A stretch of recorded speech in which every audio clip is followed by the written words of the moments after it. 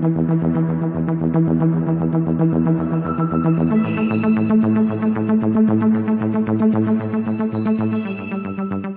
we are live. Welcome to another episode of the New York Information Security Meetup. And I have the great pleasure to introduce Steve Ramey, who's the Director for Incident Response at Arete Incident Response. Thank you very much for joining me. Thanks for having me, David.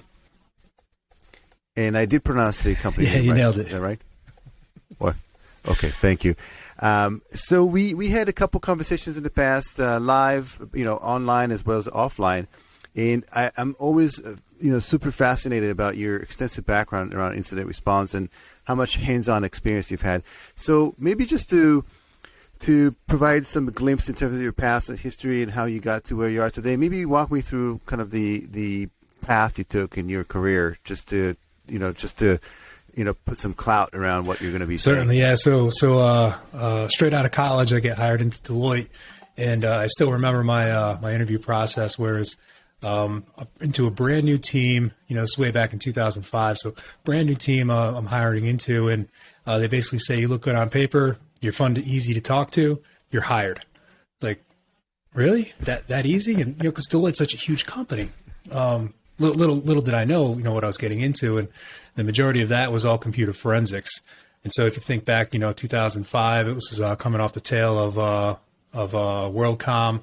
That investigation, the Enron, from the late 90s.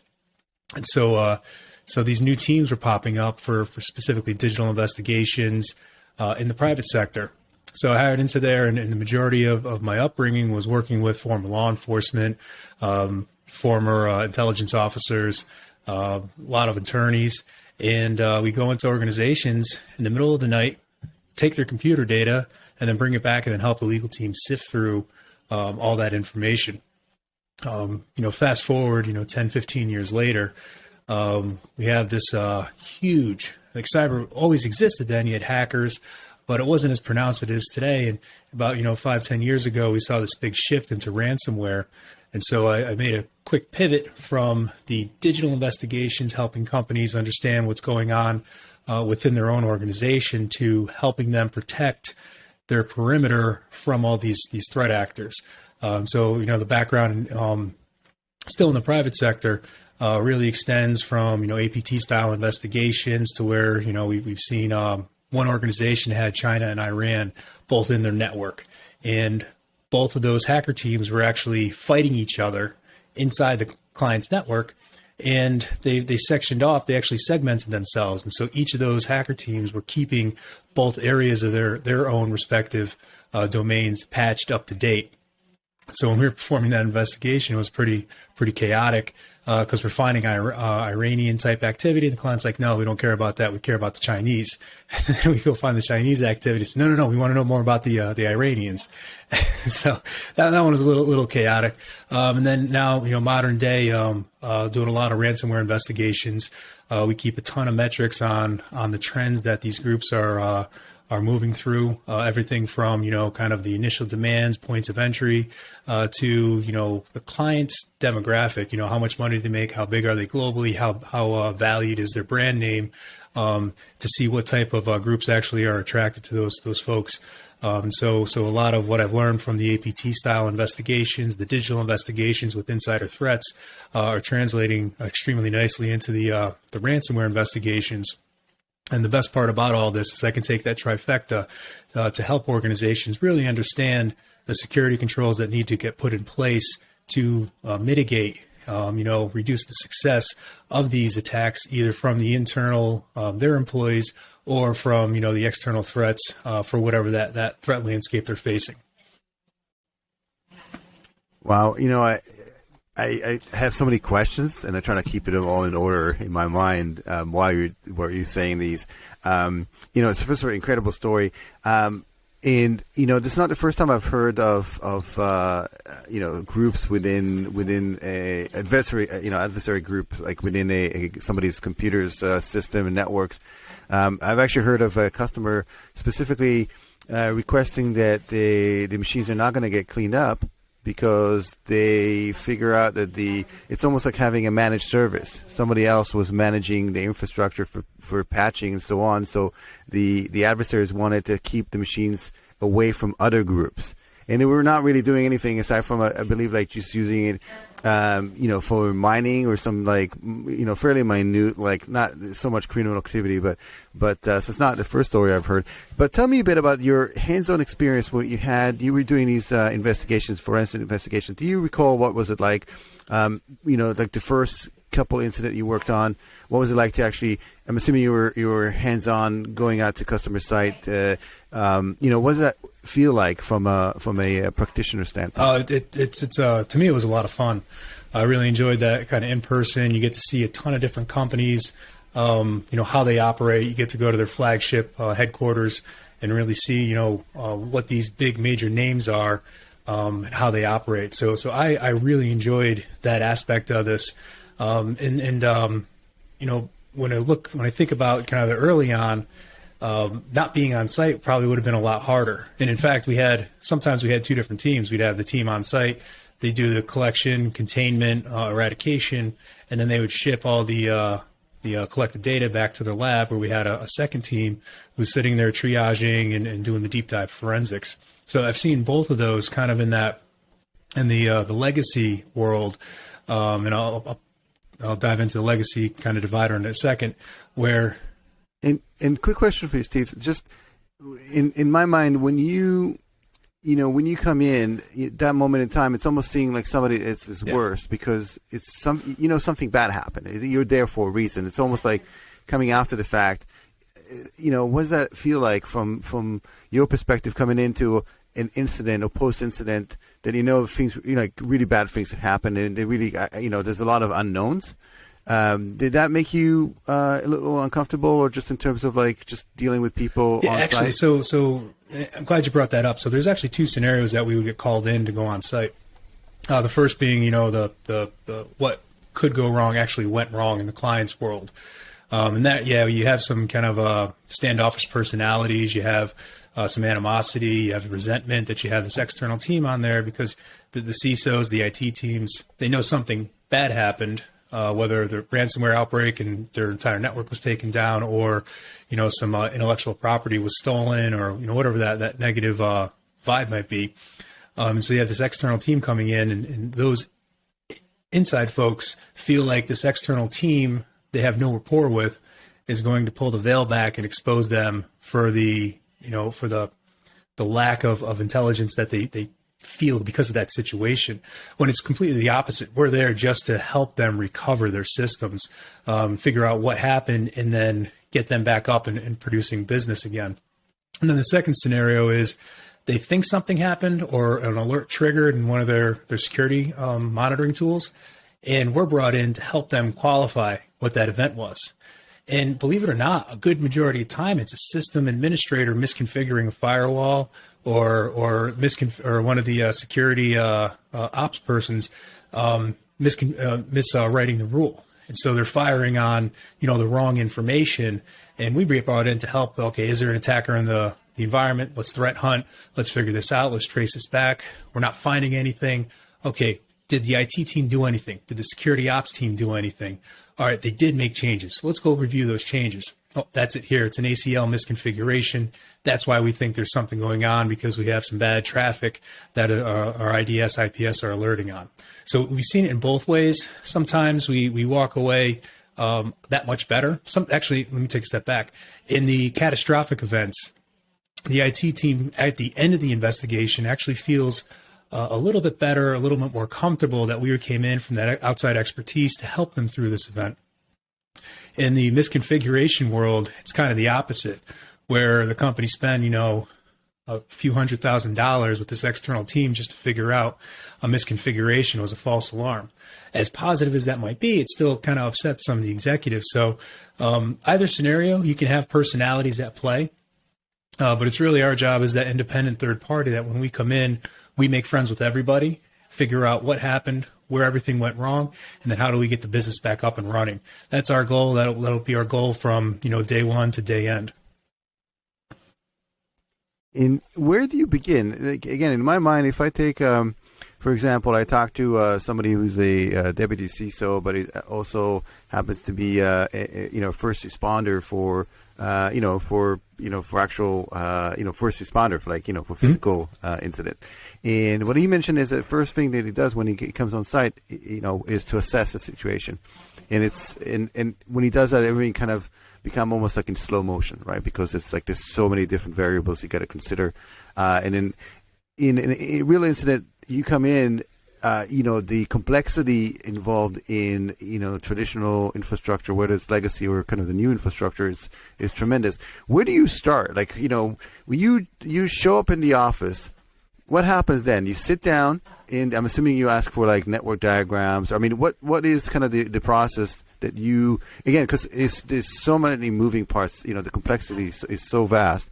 Walk me through that process. What happens in the first couple hours? Hour zero, when I arrive on site, I want to talk to as many people as I can. I want to talk to the person that discovered the first alert. I want to talk to anyone that's touched any part of investigating that first alert. I also want to talk to the C-suite or the senior leaders that are managing, helping to oversee the incident. And I also want to talk to the legal team. Talk to the analysts to figure out what did they see, when did they see it, what information do they have on hand, where are they going with that information. I want to talk to this. Now, do you take notes? Like, how do you have a set of pre-prepared like questions? How do you know what, even what to ask? Like in that regard. Great question. Usually it starts with, tell me what you saw. What alert triggered. Who are you? What's your role in the organization? Who do you report to? Who's qualified this? Who else is part of that team? So that's usually where I start.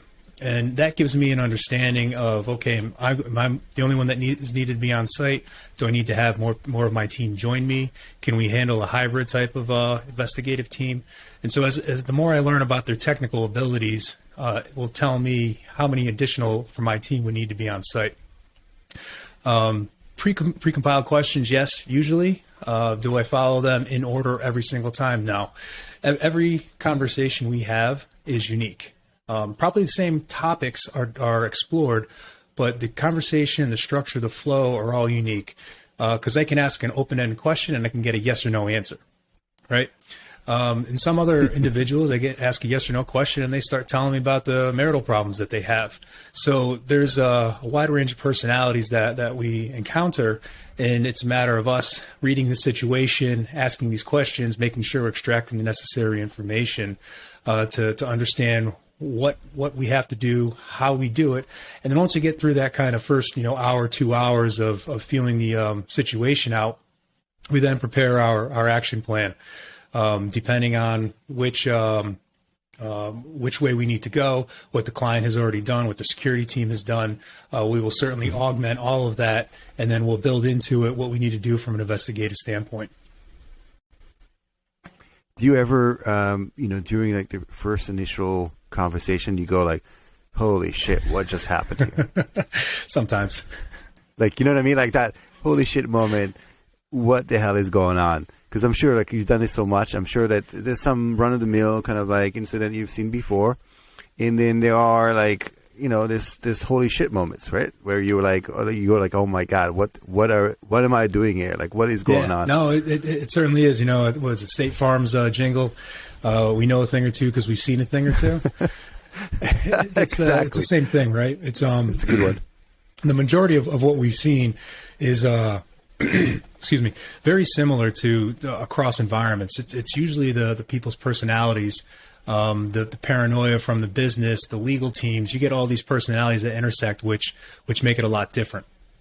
And so certainly, we get the run of the mill from an IT company when we're dealing with a very small organization where it's maybe one or two. We call those IT guys the lone wolves. They know their IT systems through and through. They understand how they operate, and they won't let anyone touch what's going on under the hood there. And then we've seen kind of the larger organizations where they outsource their entirety, their security operations, and nobody internally knows what's going on with the MSSP. What are they monitoring for? How are they doing it? They've never actually tested or audited the MSSP.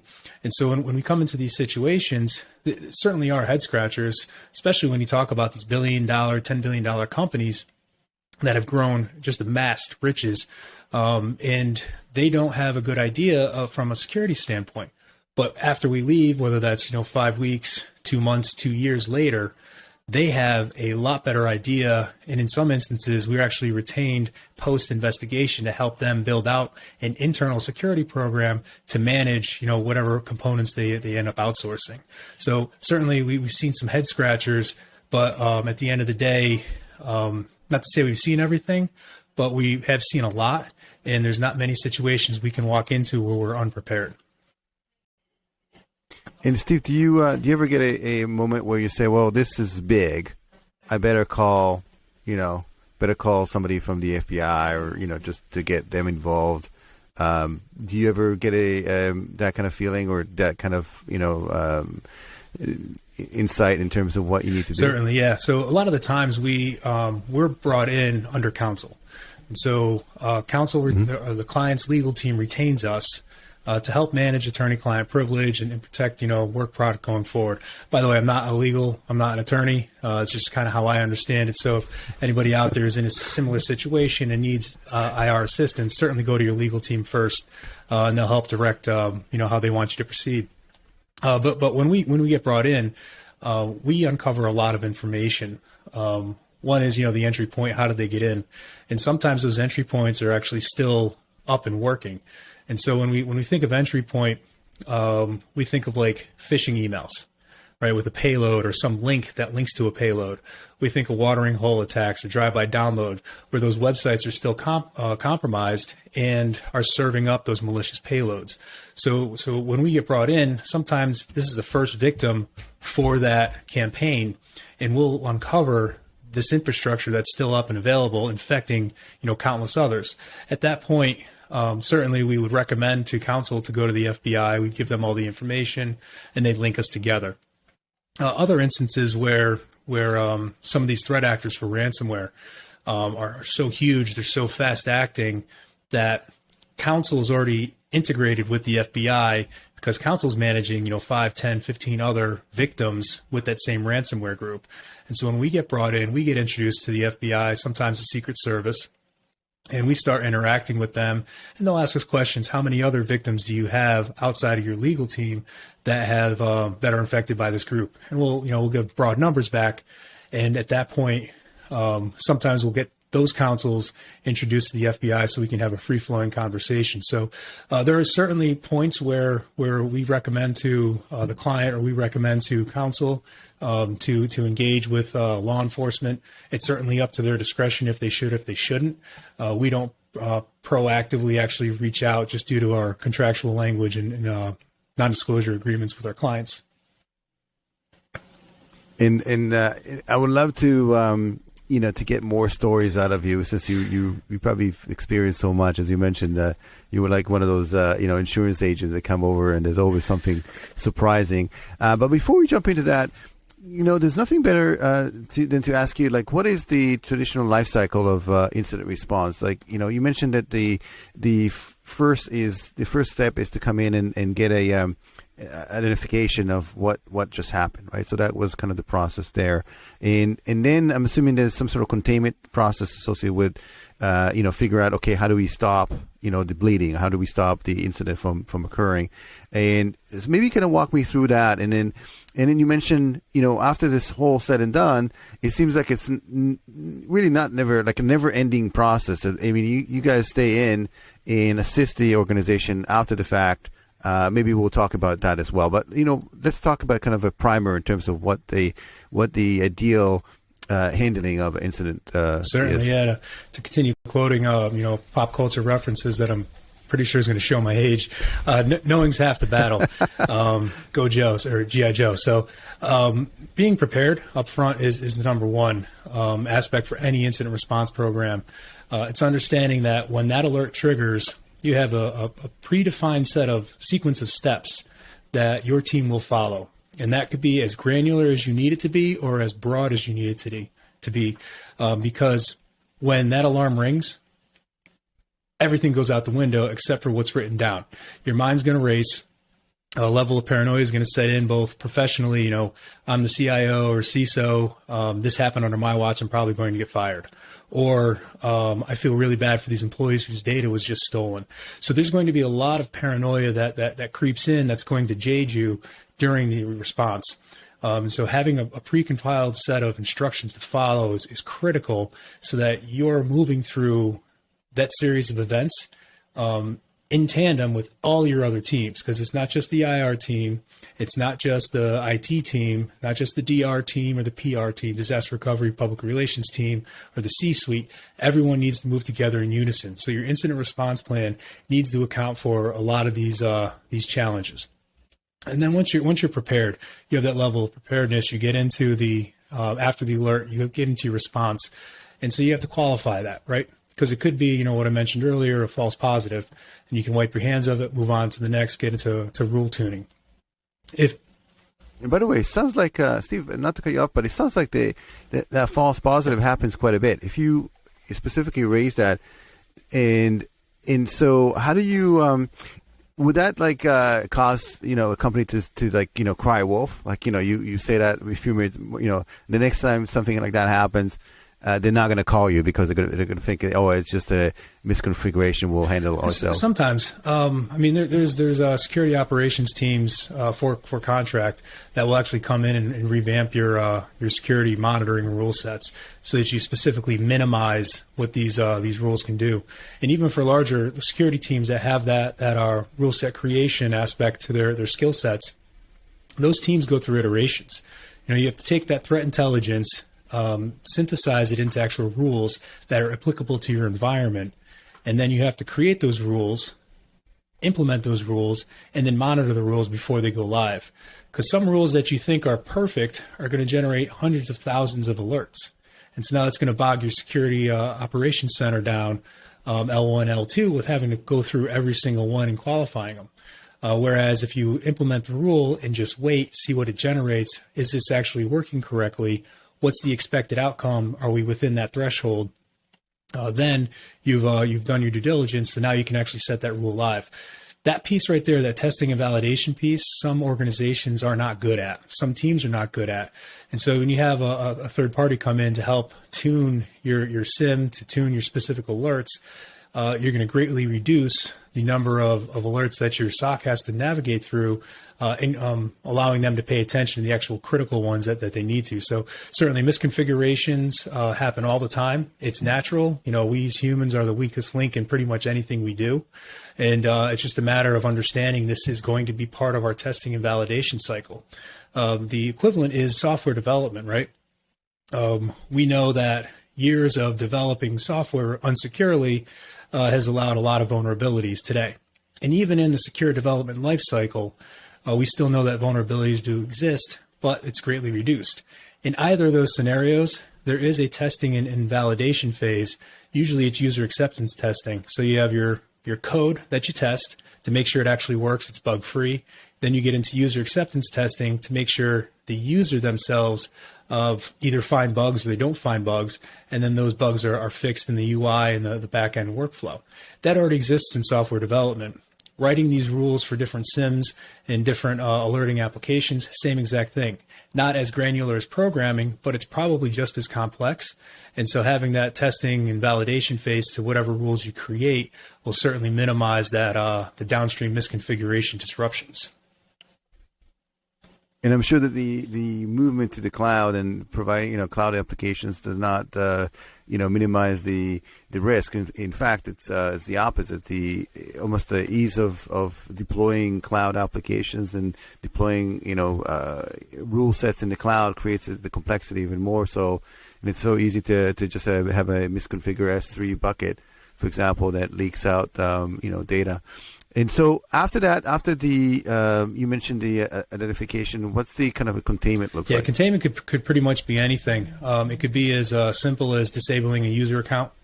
It could be isolating that endpoint where the alerts are being generated from, or it could be as severe as actually disconnecting the network from the internet. So, wow, that sounds super. So it's because I've seen those memes, right, where like you see like all those network cables and you basically say, okay, well, post incident, you see all the cables are plugged out of the wall, right? Is that something you've seen? I haven't actually seen every single one unplugged from the switch. Usually they just get the one uplink, but I honestly, that this gets back to the being prepared. What is my containment strategy in from least severity to most severity, and most severity being unplugging from the internet. And if you don't have that explicit instruction of unplug the switch from the router, some IT teams may panic and just say, okay, start unplugging all the switches. And then that screws up. I think the most famous case, for that was the Sony hack, where they basically globally decided, for the period of like a couple of weeks, that they were disconnecting all their systems away until they figure things out. Absolutely. Sony's a good example. There's several others in recent day where they had to just disconnect from the internet. Ransomware attacks are very popular. Individuals not being through those experiences, they opt to say, okay, all our computers are encrypted. We don't know what we don't know. Let's unplug from the internet, regroup. And luckily, they do have a good business continuity plan they're able to reference. While there probably doesn't account for systems being unplugged from the internet, it still has the necessary procedures for the business to operate while they don't have access to their technology. So, being prepared with the IR plan is absolutely critical. When you get into the containment phase, when you go through those scenarios, least to most severe, that also has to match to your business continuity plan so that your business still has the means to operate and conduct their operations and generate revenue. And that's a big decision to make, right? To go to that extreme and say, okay, let's disconnect.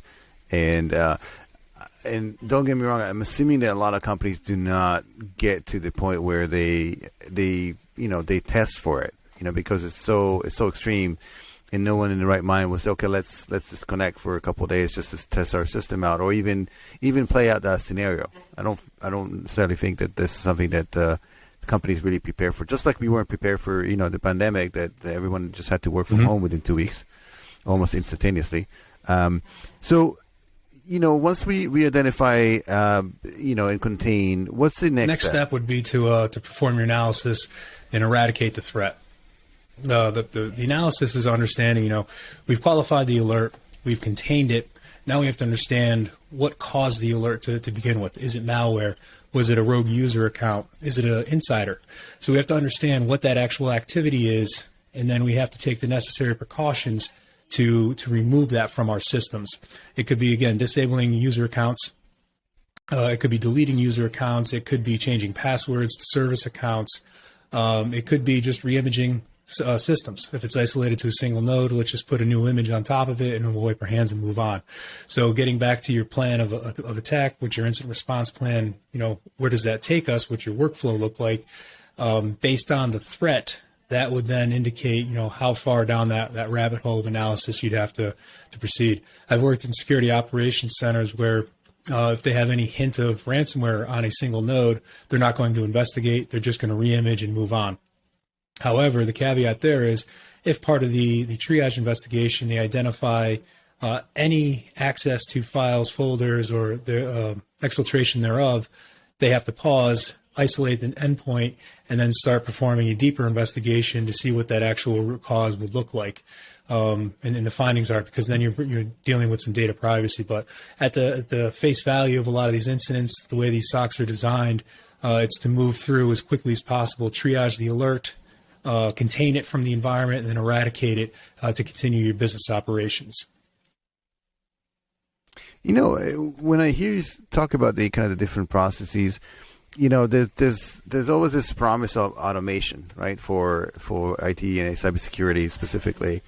But we're not there yet, even though despite the fact that there's a lot of companies that, that claim that they have a lot of automation in place.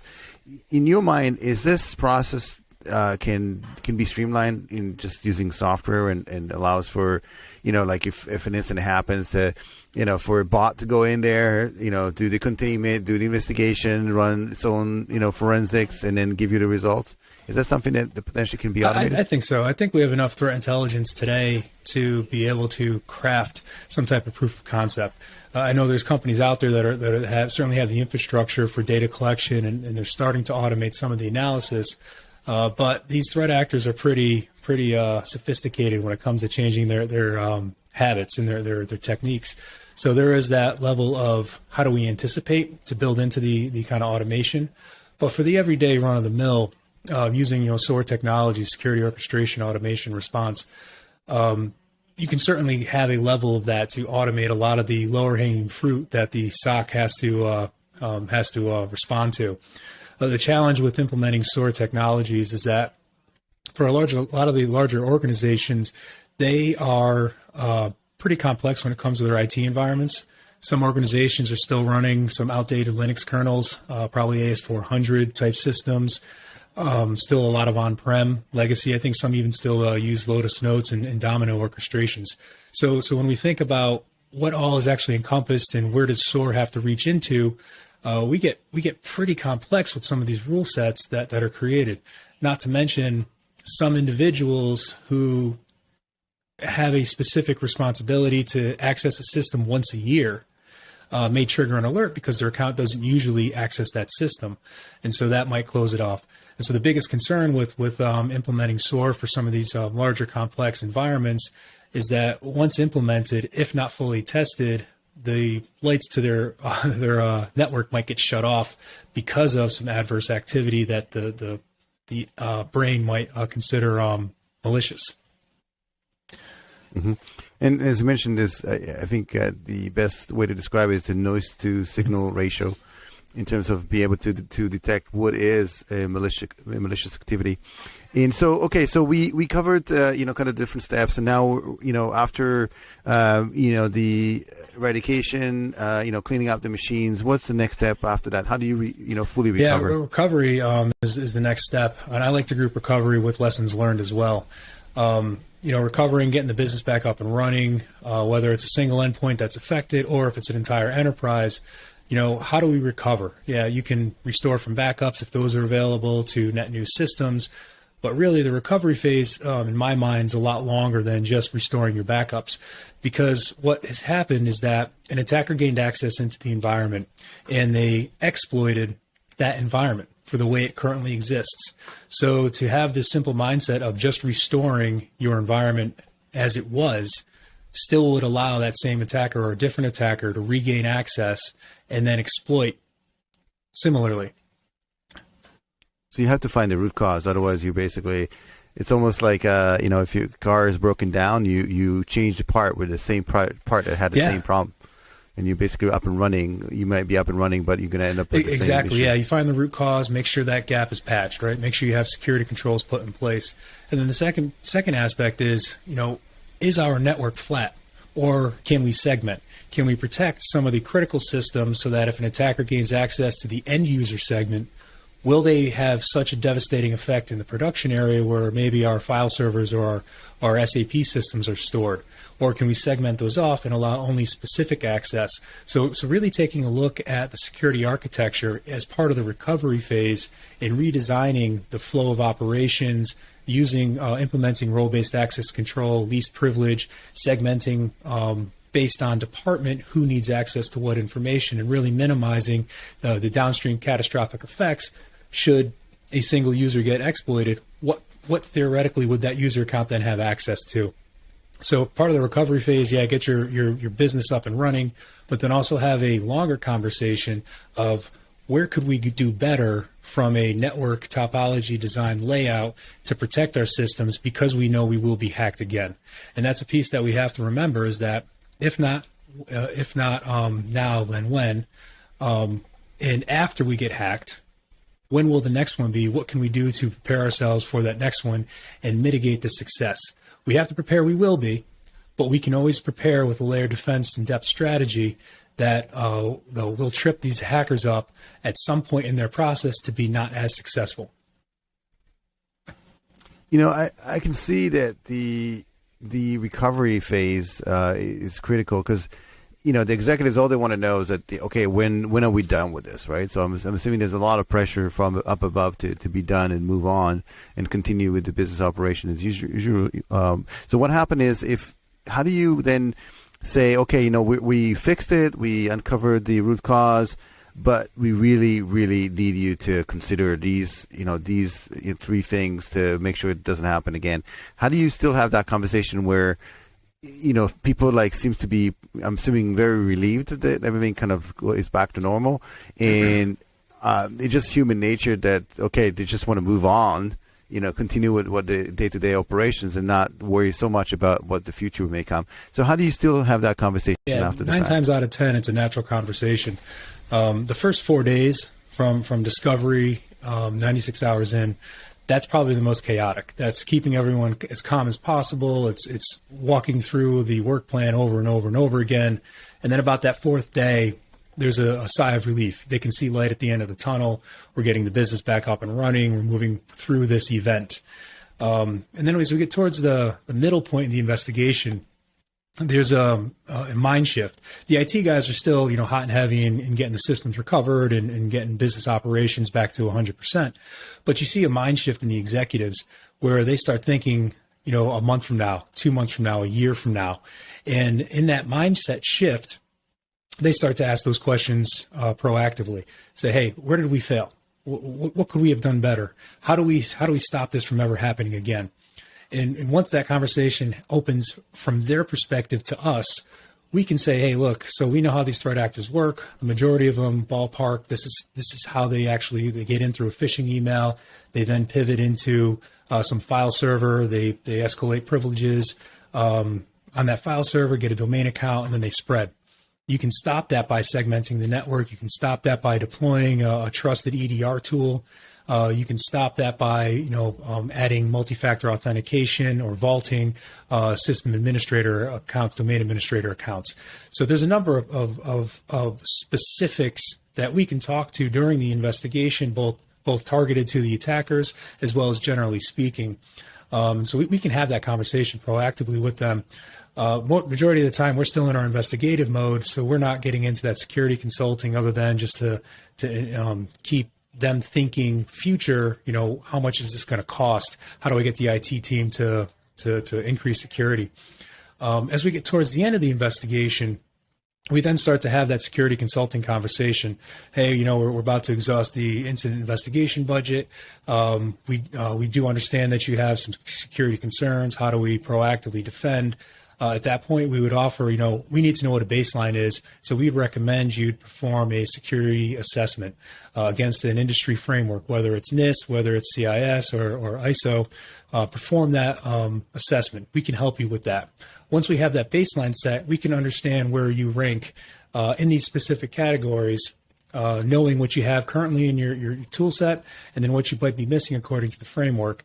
And then after we have that baseline and understand where those gaps are, we can then build a strategy for a roadmap to implement enhancements.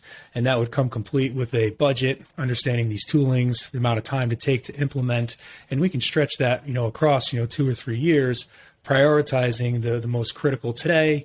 And then every year we reassess to see if that 3-year roadmap is still applicable or if we need to change that around.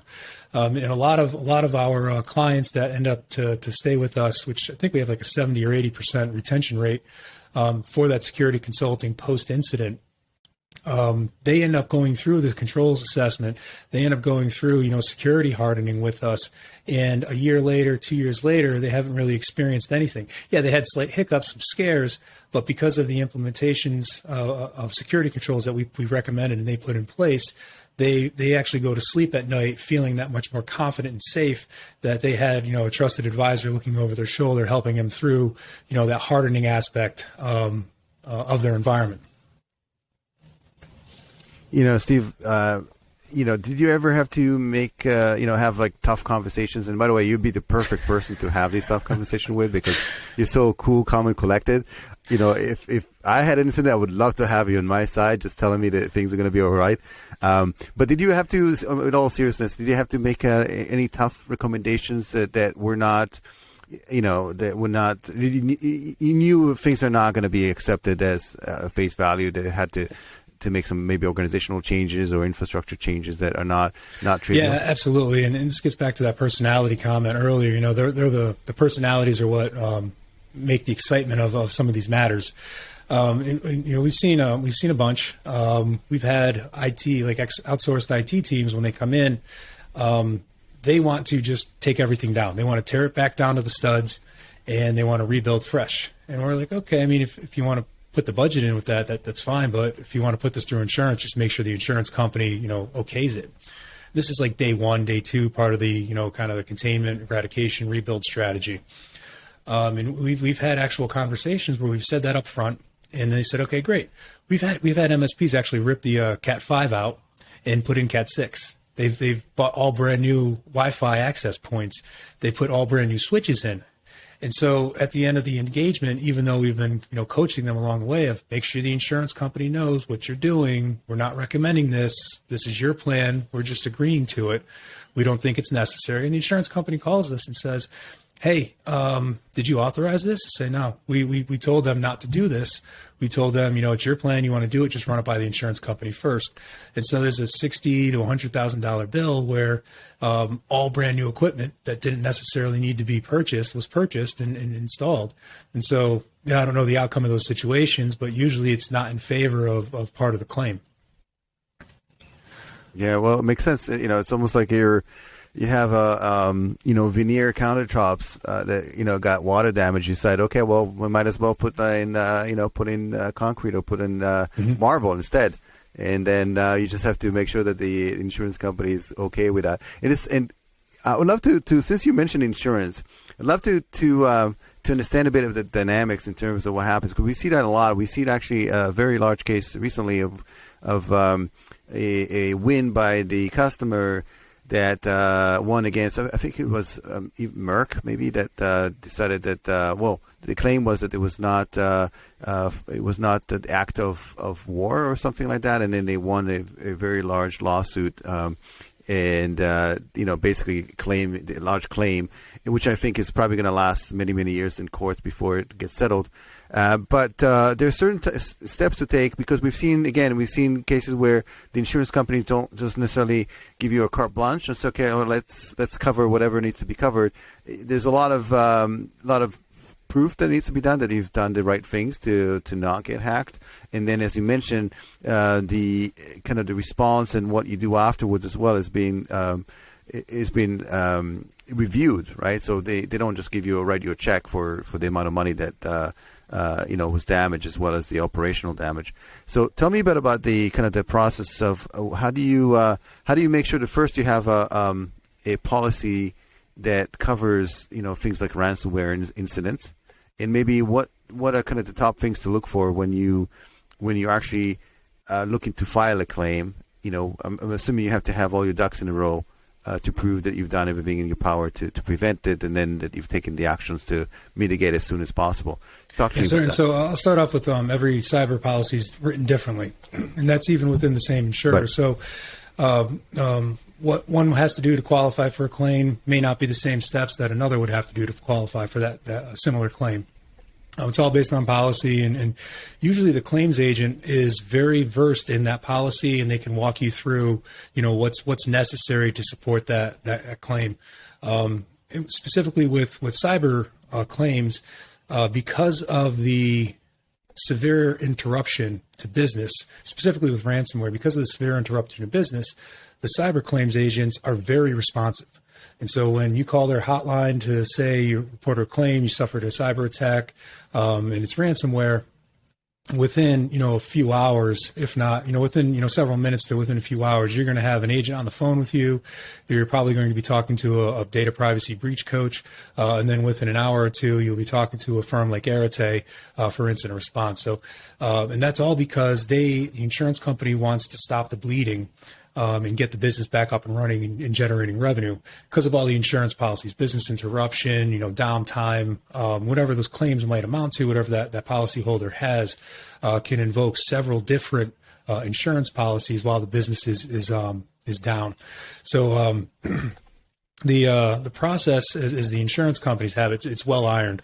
They understand the business's need. They move as quickly as possible to get that business the support they need, and then also coach them all along the way. From our perspective, again, getting back to the contractual agreements, we don't interact with the insurance company as much because of our non-disclosure confidentiality agreement.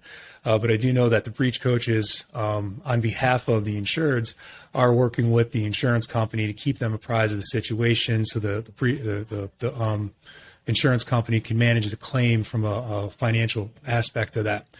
So the breach coach is usually controlling that situation, keeping everyone updated. The insurance company's happy at that fact because they can handle any unforeseen costs that might arise, whether it's new technology, rental, additional people to come in to help get that business up and running. They just need to manage that on the back end. So the cyber aspect is pretty well ironed out.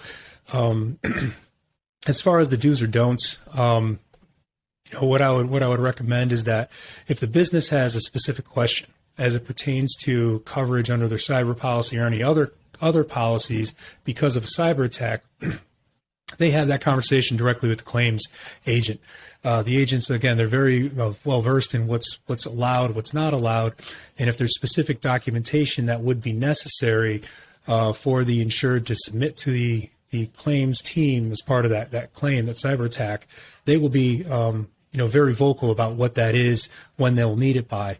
And so all along the way, the insured has the ability to provide as much information as possible. Again, all under advisement of the legal team and in support of the policy. They provide that information, and majority of the time, the insurance companies end up paying the claims out to keep these businesses up and running. Then when you talk about kind of the ransomware coverage, usually ransomware coverage is covered because you have business interruption, you have investigative and legal fees that are applied. But when you look at the extortion aspect of it, that's a kind of a grayer area now, especially with the government focus. And so some of these insurance companies might be changing their tone. Specifically, when we think about interacting with unknown entities, we have to do our due diligence to understand if we can provide any slightest attribution to that group that we're working with. So case in point, Conti came out on the side of Russia, and that, has received some drawback where Conti, while it may not be a fully sanctioned entity according to the U.S. government, we know that the U.S. government has sanctioned heavily Russia and its affiliates. And so from a conservative side, some folks are opting to not pay towards Conti or even interact with them because of the scrutiny and of their alliance and allegiance to Russia. So little things like this that hit the news that may be like, oh, ransomware gang is aligning themselves with Russia, may not be big news to everyone but our community. It certainly is, because now that's on maybe a do not approach list that we need to be critical and apply. So really getting back to kind of completely digressing here, getting back to what your policy would cover, having that conversation up front at the time for renewal or net new qualification, understanding what's available from an insurance perspective. You certainly want to have that conversation because at that point, when you're going through the underwriting process, you'll have a good idea of what wouldn't be covered during the claims process. So speaking of having a conversation up front, is it also true that it's best to have a conversation with a company like Arete up front as well, even when you're not, under attack or have an incident or a breach, because it's much better to have that relationship in place and have those conversations, prior to that. When you come in case of something happens, you're already, fully aware and have an idea of what the network looks like and, how the business operates and so on. So you're like way ahead of the curve in terms of the response associated with that incident. Absolutely. Yeah. Any of the preparation you can do up front before an actual event occurs is the best. And having a company like Arete on retainer, or at least having a prelim conversation will certainly set you, months, if not years ahead of the curve. Because during the initial conversation, we can ask security-related questions like, what EDR tool do you use? Do you use MFA? How do you segment your users? We can ask specific, tailored questions to them, and then literally they can walk away with a list of recommendations about what they can do instantly to improve based on what we've heard. And then we can take that a step further. If we can't actually get engaged, we can perform a series of exercises, very high level tabletop exercises, all the way through an actual purple team exercise to understand their security posture and maturity, and then offer recommendations up front and even implement some of those more critical ones. All the while preparing for the inevitable attack. Because again, the more prepared we can be today, that makes the attack that we're expecting tomorrow be that much less. You know, the old saying, the ounce of prevention is worth a pound of cure, right? It's very, very true, I think, here as well. And just out of curiosity, does the insurance company have a preference in terms of, when you're looking for a doctor, it has to be network, otherwise you pay extra, or like if your car breaks down, there's certain authorized, mechanics, and if not, then they have to revisit the kind of what's been done and so on. How does that work from your perspective in terms of the work that has to be done, post breach, and then if the company has insurance, and the kind of relationship between the insurance company and a company like Arete and the client? Yeah, it's the same thing. When we think of insurance for health, we think of insurance for auto type insurance. They all have preferred vendors that service those claims accounts. So exactly as you pointed out, if you get into an accident, you need a mechanic, auto body, whatever that specialist might be, your insurance claim agent, your auto insurance claim agent will direct you to, the closest, nearby reputable, preferred vendor they have. Same thing with health, right? You have your in-network and your out-of-network coverage. Most opt for in-network so that the insurance company is, all the paperwork is automatic between the doctor and the insurance company. Same thing with us. The insurance companies, from a cyber standpoint, have a very deep list of data privacy breach coaches, incident response companies, PR firms, and then any other type of service that may be required under the kind of a cyber attack umbrella here. Knowing your IR vendor, preemptively meeting your IR companies that would be part of the preferred provider program of your insurance company is absolutely a must. We've been called into investigations where the client already had an IR team on site, but the insurance company did not want to use them because they weren't part of their preferred panel. And so we were brought in, and it's kind of a little dicey situation because now we have two IR companies. One has to transition to the other, and the other one's kind of, heartbroken they lost the work. But having that, knowledge up front, it can save days or weeks from an investigation because we're all organized and we're able to move in unison. So certainly recommend, to your point, is it good to get, to meet companies like Arete? Specifically, meet the companies that are on your insurance, are part of your insurance circle. We Arete, we're on, several of the panels, several of the major panels. So talking to us, I think there's one or two majors that we wouldn't qualify for, but we can certainly, there have been exceptions made in the past for us because of our good name, because of the work that we produce. So we could certainly, talk to you and have that question and answer session. Fantastic, Steve. And, we're running out of time, but I'd love to ask you just one more question. And it's been a very insightful conversation. I appreciate you taking the time to do this today. Just in terms of current events, I can't let you go without asking that question. What, in terms of the geopolitical situation right now, what have you seen that, what should we look out for and so on from a ransomware or just in general incident response? I can tell you that the threat landscape has changed. I don't have the exact stats on me right now, but we have seen a decrease in data exfiltration this year alone compared to, prior years, which is good, but it doesn't mean it's gone, right? The tactics are still there. For these groups to actually steal data. And Steve, it's almost like, okay, well, they're going to have to catch up at some point to get to the quota. So, we're probably going to see a spike after all this. Yeah, I think so. Over. There's a couple of factors that have driven into the effect. We had, law enforcement very successful with certain takedowns of groups that steal a lot of data.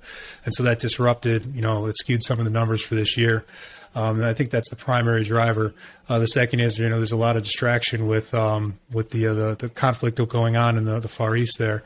So some of these groups are going on the offensive or defensive for, one of the other countries. And so that's taken some focus away from their usual root cause. But really what we need to do is take this downtime to actually go through simulated tests. What are these attackers going to do when they try to get into the system? What will they do once they're in? And make sure our security rules and controls are tuned appropriately to detect and eradicate this as quickly as possible. So really take this time to start preparing for war waged on the cyber businesses. There's a lot of chatter that it's looming. So the more we can be prepared to detect this early on, the better we'll be once we respond. Fantastic. So what's the easiest way for people to reach out to you for additional insight, about Arete or just in general about you? Yeah, certainly. So you can reach me at my email address, sramey@areteir.com, SRAMEY@ARETEIR.com, or on my LinkedIn. I think I'm Ramey ST up on LinkedIn. So feel free to reach out either of those avenues. Thank you very much, and thanks all for joining. Much appreciated. Stay safe online as well as offline. Take care all. And Great. Thank you, David. Take care now.